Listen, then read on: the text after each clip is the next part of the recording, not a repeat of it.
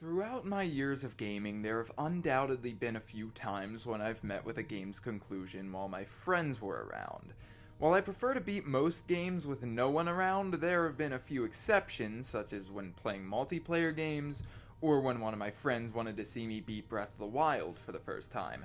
Naturally, as the vast majority of people who visit movie theaters do, my friends would lose all focus on the game as soon as the credits rolled around, only to seem puzzled when I still sat there, entranced over a screen of nothing but a scrolling list of largely Japanese names and maybe some pictures every now and then. They'd all ask me different variants of the same question. Why you watching the credits? Dude, why are you crying? They're credits. Why are you just staring at a black screen? These questions can all be answered with the simple sentence, they mean a lot to me. And that's exactly why I'm making this video.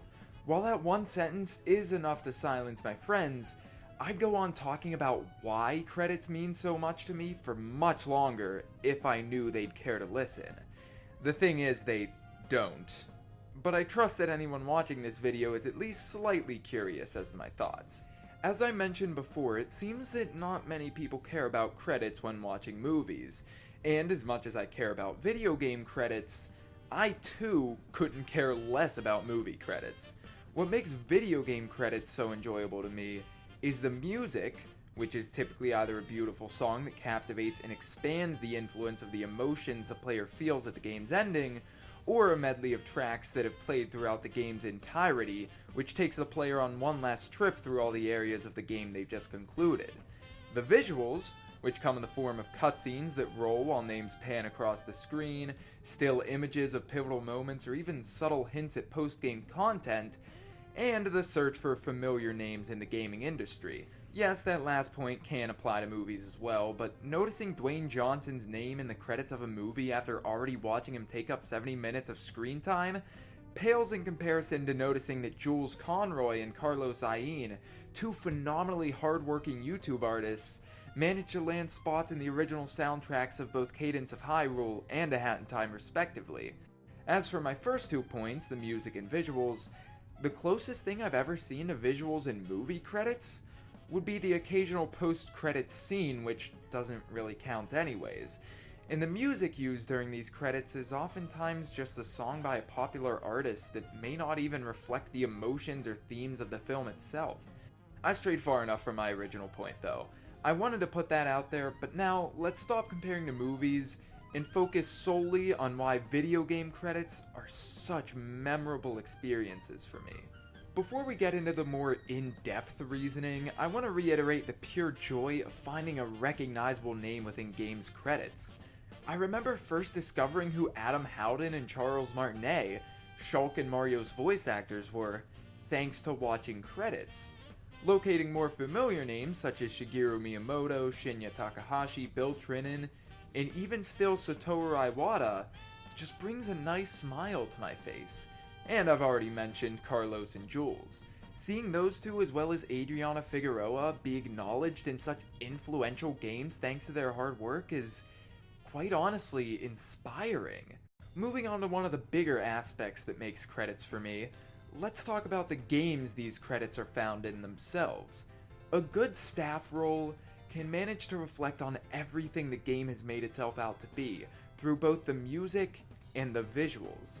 As mentioned before, the music track that plays in credits can either be a completely original arrangement, such as the credits themes from Super Mario 64 and A Link to the Past, or a lengthy combination of many of the game's most memorable songs, like the medleys present in Breath of the Wild or Paper Mario Color Splash. The music in credits should be able to either take the player on a nostalgic journey back through the world they explored, or convey emotions that work in harmony with the game's overall tone. If the music used during these credits has enough heart and emotion put into it, visuals oftentimes aren't even necessary. Some of my favorite staff rolls in video games contain songs that still give me chills and sometimes even teary eyes to this day. While I did just say that visuals aren't always necessary, they can certainly help if used in the right way. Visuals were used in staff roles as far back as Super Mario 64, where, as names came and went on the screen, the player was shown panning views of all the areas they'd visited throughout their journey. As time went on, sometimes games would conclude their story within the credits. Such is the case with The Legend of Zelda Twilight Princess, where the children of Ordon are returned to their hometown in the credits themselves, and Midna says her farewells in a small break halfway through. I haven't played it myself, but I also heard from my brother, who has a PlayStation 4 at college, that Death Stranding has multiple sets of credits with cutscenes rolling through them the entire time. I'll repeat once more that visuals aren't necessary to make a good staff roll, but some of the best credits I've seen do contain them. Now, not in any particular order, I'd like to analyze some of my favorite sets of credits I've ever witnessed in video games. Keep in mind that I've played a lot of games, and believe me, I've seen a lot of staff rolls worthy of being talked about. But here are just a handful of my favorites. I want to get off to a bold start here, and I think talking about anything related to the unnecessarily vulgar N64 title known as Conkers Bad Fur is pretty damn bold. These credits don't have any visuals, and the music is hardly memorable. So why exactly am I listing it then? It's actually simple. A terse summary of the plotline of Conkers Bad Fur is as follows. Conker, the greedy squirrel, gets drunk and lost on his way home. While trying to find his way, he collects loads of the green stuff, storms the beaches of Normandy, watches helplessly as his girlfriend is pumped full of lead, and dethrones the land's dictator, the Panther King, thus becoming the new king and inheriting all the land, money, and popularity he could ever hope for. What makes these credits so memorable is that Conker realized as he sat upon his newly acquired throne that all he really wanted was to be with his girlfriend and have a drink or two. As his regretful monologue directed towards the player comes to an end, the credits begin to roll over the sound of depressing music. There's no pictures to remind you of the journey you've been on and the fun times you've had. There's no cheery remix of the windy theme you've heard over and over again. There's only a bland list of names and quiet music. While they're far different from any other staff roll included in this list, these credits still serve their purpose of complementing the game's rather dark ending. That's more than enough negativity for one video, so moving on, I present to you all the credits from Paper Mario Color Splash. Within just the first 10 seconds of these credits, I was hit with pure happiness. Let me get this out of the way before we move on. I liked Color Splash, so be it. The credits begin with a choir of optimistic singers and a breathtaking violin working in harmony to create a song that replicates the feeling of pure ecstasy. The credits are laid out in the fashion of a parade, with dozens of floats, their designs reminiscent of the areas the player has explored, rolling across the screen, occupied by the wacky characters encountered along the ride. Not only do these floats take the player on a trip back through all the places they've combed, but so too does the music. Prisma Splash, the credits theme, transitions from its orchestral onset to numerous remixes of tracks that sync up with the floats of their designated areas. Every time I witness these credits, I have a dopey grin on my face for the 8 straight minutes they roll, because they take me back to all the areas I know and love, not just visually, but musically as well. And when all that's said and done, the violin from the track's start comes back with a much softer, mellow tone, as 6 toads, all holding unique banners signifying challenges you may have completed in the game, walk by, followed by a glimmering boat carrying Mario and his beloved Princess Peach. These credits not only have a stunning presentation when it comes to visuals, but also have perhaps one of the best tracks I've heard in a video game to date. The Legend of Zelda Twilight Princess is next. Firstly, the game once again has a beautiful medley of multiple tracks that appear throughout the game. Other than that, this staff roll also tells the story's conclusion as it goes on through its visuals.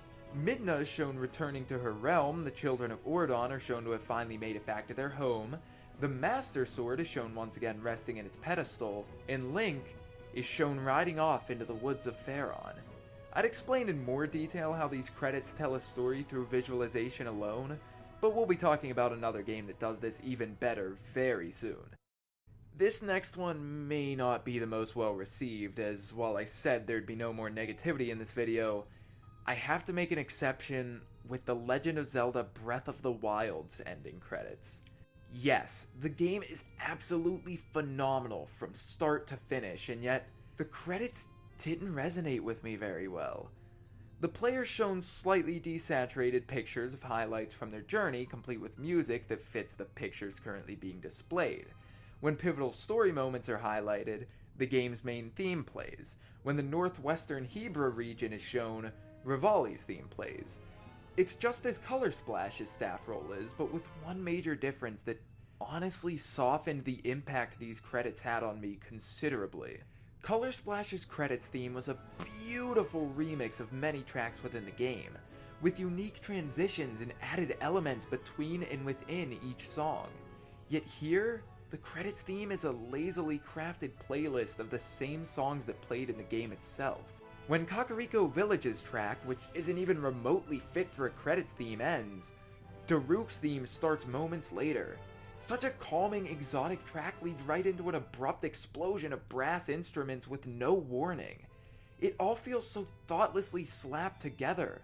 And while the cutscene that plays after the credits is a nice redemption, some players may not even witness it, and by then, the credits themselves have already concluded. Breath of the Wild is a largely unrivaled game in my eyes, but these credits sadly didn't live up to its standards. I promise that the negativity is gone for good now. I'm gonna hit 3 staff rolls at once here, all of which are fantastic. Splatoon, Splatoon 2, and Splatoon 2 Octo Expansion. Splatoon's credits are actually just a black screen. That is, until you reveal the names yourself. Being centered around shooting ink, Splatoon carries this core mechanic over into the credits themselves, where you shoot at the screen to reveal names and cute little pieces of art that resemble brands, characters, and enemies present in the game, while the Squid Sisters, Callie and Marie, sing an uplifting original song known as Maritime Memory, which contains little nods to other tracks in the game's OST. Splatoon 2's credits are largely the same, except that the original song playing in the background is even better, and more meaningful, considering the fact that Callie and Marie are only able to sing it together because of the valiant effort you put in to reunite them. Splatoon 2 Octo Expansion strays away from the concept of inking the staff roll into existence, instead leaving the player to sit and watch the credits roll themselves, which isn't a bad thing, especially when Into the Light, the credits theme absolutely rules over the last two. The whole cast of Octo Expansion is united together on a helicopter to watch the credits roll with the destroyed Neil statue and Inkopolis, Agent 8's new home, resting in the background. Though it's a still shot, aside from a few little movements from the characters, this one view has so much emotional power with context behind it. The actual credits themselves, the names of people credited for helping to create the expansion, are stylized in a very unique, appealing way as well. And if you're paying attention, you'll even spot the Squid researcher doing his familiar poses.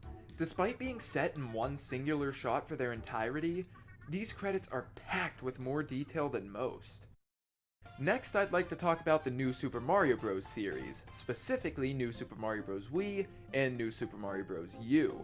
I'll get the music aspect out of the way by saying that it's what you'd expect from this series. It's catchy, cheery, and nostalgic as all hell.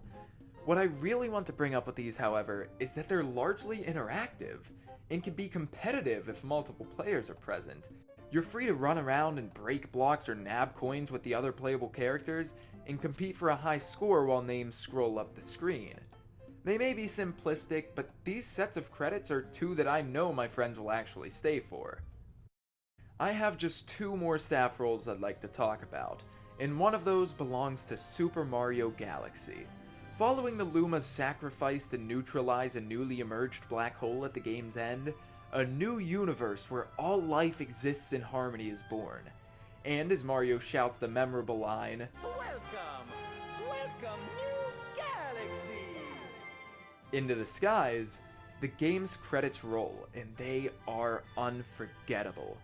Mementos of the vast, expansive galaxies you've traversed through appear around the screen as one of the most, and I don't use this word often, epic tracks plays along in the background of this critically acclaimed masterpiece's conclusion. Super Mario Galaxy 2's credits might be even better, as they're just as grand, but offer the interactive experience that New Super Mario Bros. Wii and U do. You can die in them too, so bonus points for that. And lastly, my favorite staff roll that I have ever witnessed. I had to include a Xenoblade game somewhere in this video, and despite loving all of the games and their expansions, it took me no time at all to piece together which of these games' credits was the best. Xenoblade Chronicles 2 Torna the Golden Country staff roll is absolutely flawless. Honestly, looking at it again, part of me wants to make a video about this one ending scene alone. To understand why these credits are so fantastic requires a basic knowledge of what happens in the prologue that is Torna the Golden Country, so I'll do my best to briefly explain. A few things are important from the main game. Firstly, when Rex finds the Aegis, Mithra, it's eventually revealed that she was under the, and I use this word loosely, disguise of Pyra. And it's never explained why until these credits. We also know that Amalthus, a man who despises the world and wishes to destroy it, became the praetor of a titan known as Indal, but we never heard how he ascended to such a position. Lastly, it's known that Jin and his driver, Laura, were attacked by Amalthus, and in that attack, Jin ate Laura's heart so that he would not forget his memories with her. There's a lot more, but it'd take a while to explain. Back to the credits themselves, Adam, Mithra's original driver, is shown sinking a ship containing Mithra to the bottom of the Cloud Sea. It's finally revealed why Pyra was created, as a way to hide Mithra, who is now universally known as the blade that sank a whole titan to the bottom of the sea. It's also revealed that Amalthus had the head praetor at the time, Radalis, assassinated in order to usurp the throne, only to then send a massive army of Titan Eaters, Knights, and Blades to go after Jin and his crew. This one shot of Jin looking back through the forest to realize that the onslaught of monstrosities that would take Laura away from him was on its way was enough to force me into tears. The screen fades to Jin's old house, where he presumably made many memories with Laura, and as Jin goes on about how all he can do is hold on to the hope that he may one day be able to see Laura again, he walks out of the house he has set aflame, burning any evidence of he and Laura once being linked as driver and blade. The story's entire conclusion is left to unfold during the credits themselves, and most of this story is told with no dialogue at all. When the army starts marching through the forest, no words need to be spoken. You know what's going on. It's also worth noting that A Moment of Eternity, the song that plays while all of these events are transpiring, is a remix of the prologue's main theme, with added lyrics that are sung through the perspective of Laura speaking to Jin, telling him to move on without her, accept his new life, and not dwell on her death. Which is exactly the opposite of what Jin does, which is choose to spend his whole life in misery, wishing for death but being unable to achieve it because of his own driver's heart beating on inside of him. The credits finally end roughly where the main game begins, with Rex discovering Pyra in the sunken ship's depths. So much occurs during these credits, and so many questions are answered, that you may need to re-watch them to catch everything that's going on. Torna is an amazing expansion, and this staff roll was the best possible way it could have ended. Again, it's hard to explain everything that occurs to someone who hasn't played Xenoblade Chronicles 2, but I hope I did alright. Credits mean a lot to me, and I'm not ashamed to admit that. Sometimes a black screen filled with a ton of names I can't even pronounce can have me on the verge of tears.